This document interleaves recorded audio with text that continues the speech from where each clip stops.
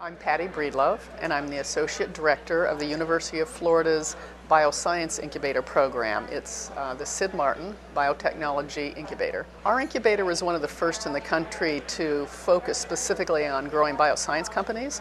We're highly specialized, very customized, and we have a 40,000 square foot facility that has 19 labs that we license. They're completely equipped with, everyone has a biosafety cabinet and a chemical fume hood. And in addition to that, we have some unusual features that are not commonly found in incubators. We have an attached small animal facility, 6,000 square feet for rats and mice for research.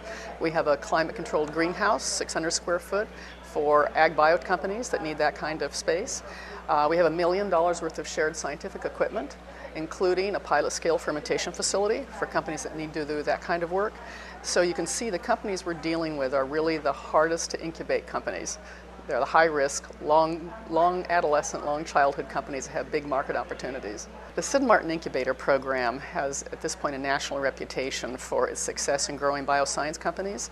And there are really two reasons for that. One is the program itself has the facilities, very unusual robust facilities for this kind of company, has an excellent program in terms of substance, but also the University of Florida is now one of the top 10 in the United States in growing companies. In fact, it's in the top 5, according to the Milken Institute study a couple of years ago, in its ability to commercialize its technology, and in the top 5 and 10 in its royalty income stream, et cetera, from licensing technologies. So together, the University of Florida and this program have created a really excellent incubator experience for companies that have very specialized needs like you do in the biosciences. Pasteria Biosciences is a company that I know when I first met them, I thought it sounded boring because they were ag bio, and I didn't think ag could be exciting. This is an extremely exciting company. It's a clean tech, green company that has found the first safe biopesticide control for the nematode worms that affect crops worldwide. It's the biggest unmet agricultural problem in the world for which there are not good chemical controls, and the chemical controls that do exist, you have to wear a spacesuit to put the chemicals on. We don't want this on our planet. This company's first product goes to market at the end of this year.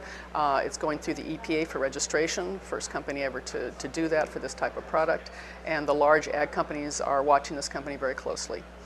Another company is Banyan Biomarkers. Banyan Biomarkers is working on traumatic brain trauma. We're all very aware of problems in Iraq as well as problems here at home, whether it's motorcycle accidents, your kid brother gets hit with a baseball. This is a field where there is not a lot of research on how you assess what kind of brain trauma has occurred, nor how you deal with it therapeutically.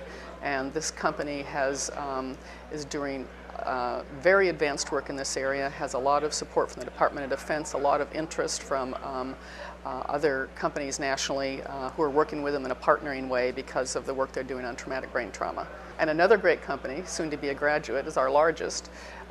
Axogen was founded by the local entrepreneur who founded the University of Florida's most successful biotech spin-out so far. And this is his second company. We're hoping for great things from his second one as well. And this company is able to provide surgeons with nerve grafts that they can implant for people who have had peripheral nerve damage, legs or arms, face that doesn't function properly. It's the first time anyone has ever been able to provide an off-the-shelf product that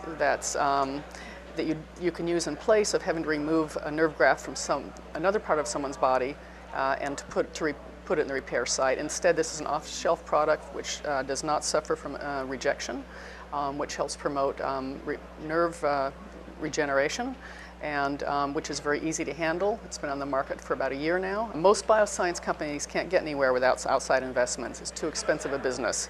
Our companies have had $300 million of equity investment since we opened our doors. We have investors that visit us regularly. We want even more of them. We're in north central Florida, just north of Gainesville, where the University of Florida campus is located.